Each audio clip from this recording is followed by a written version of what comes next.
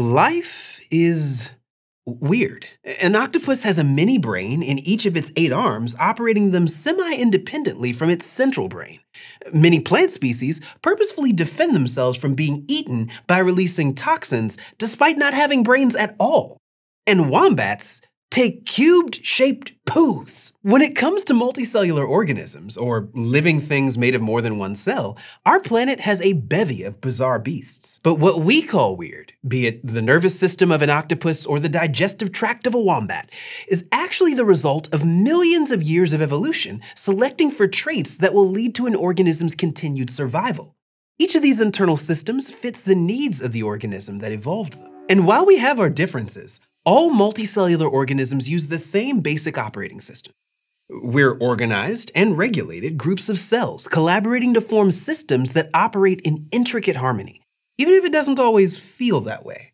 Hi, I'm Dr. Sammy, your friendly neighborhood entomologist, and this is Crash Course Biology. Now I'm just saying, wombat poop, why is it cubed? I mean, their butts and their rectums are round. Round! One does not simply poop cubes. I think I need a music break to just mull this over.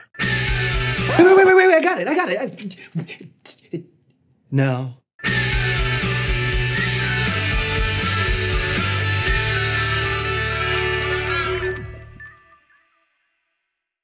Billions of years ago, every living thing on Earth was made up of just one cell each.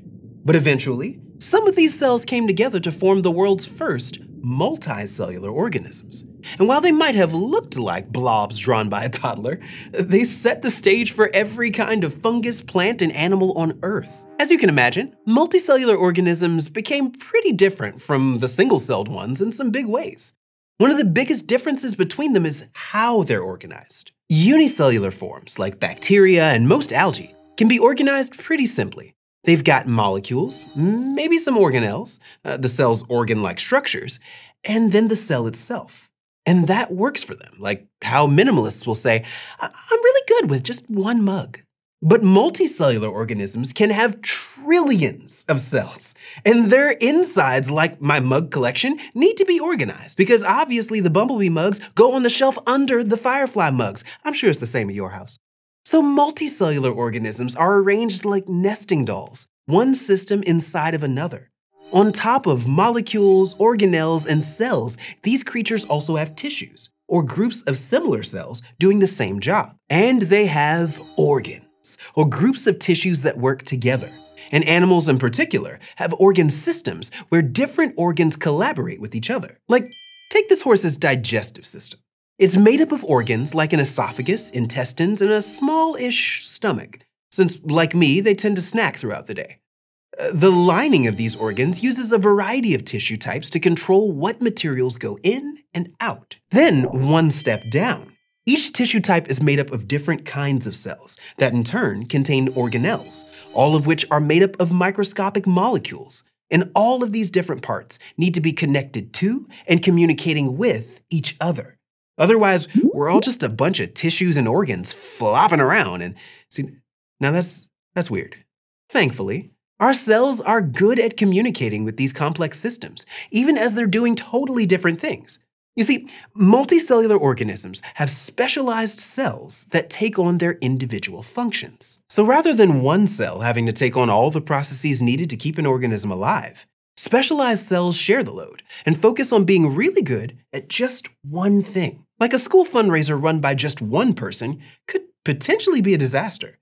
But when there's a different volunteer to take on each task, make flyers, bake brownies, keep track of the cash, things go a lot more smoothly. In a similar way, multicellular organisms have cells that transport things, cells that help muscles contract, cells that communicate messages to other parts of the body, even cells that make other specialized cells. And there are even specializations within the specializations. Like among the cells that transport useful things in plant bodies, there are xylem cells that transport water upwards from the roots, and phloem cells that transport sugars from the leaves.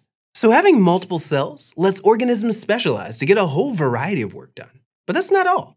Having multiple cells also lets organisms get bigger. When you're just one cell, you can grow only so much because of natural limitations set by the balance between a cell's volume and its surface area, aka the surface to volume ratio. Like, picture a balloon. The rubber outside of the balloon is its surface, and all of the air that fits inside is its volume. Things like water and nutrients enter a cell through the surface, a membrane that decides what gets in or kept out of the cell.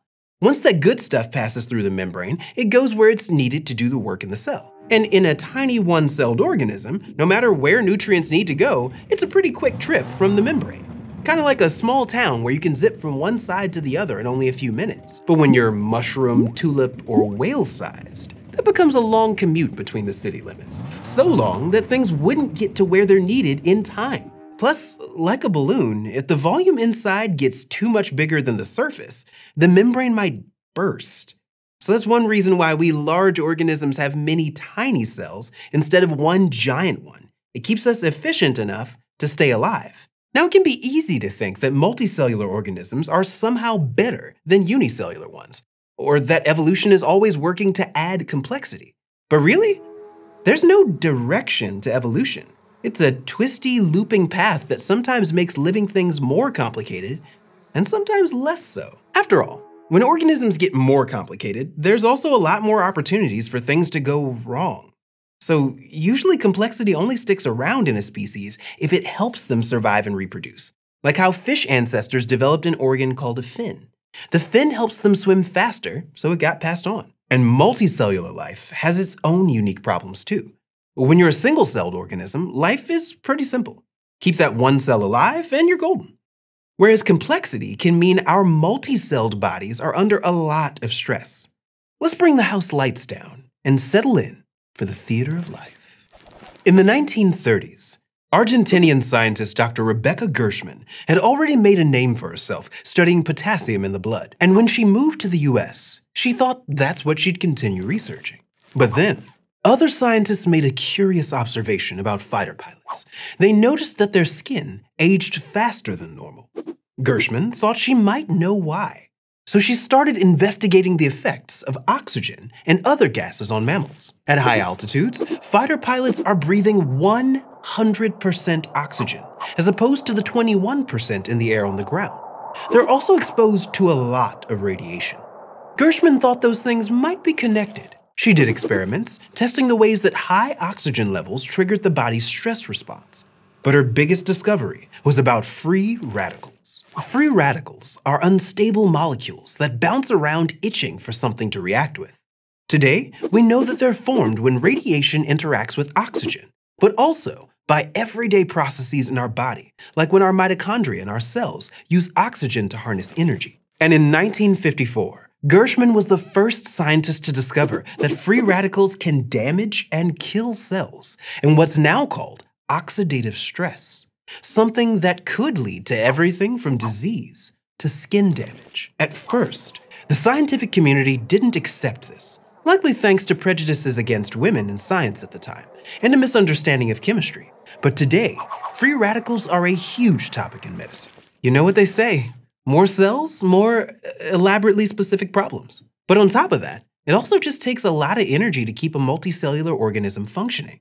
We're basically energy vacuums, pulling in buckets of sunlight, food, and nutrients to fuel and regulate all of the processes of life. Like, picture a bird in the wintertime. At an organism's base level, called equilibrium, that bird's internal temperature would match the temperature around it. But most external temperatures are way too cold to be safely mirrored by the internal environment of a bird's body. They need their insides to be nice and steamy, around 41 degrees Celsius. In order to maintain this, living things rely on homeostasis, or relatively steady, stable conditions within the body. Homeostasis is a high-energy endeavor that lets us regulate temperature, hydration, oxygen levels, and more. The kind of things that you'd put on a dashboard to keep a character alive in The Sims. Without homeostasis, cells can't do their jobs. Like, say plant roots didn't regulate how much water they collected. Whether they sucked up too much or too little, the plant wouldn't be able to photosynthesize or harness energy from the sun. So yeah, maintaining homeostasis is pretty crucial. And to find out how we do it, we need to take a pit stop in the bathroom. Go with me here. There's an ideal water level for your toilet tank. It's where the water line sits when you're not using it.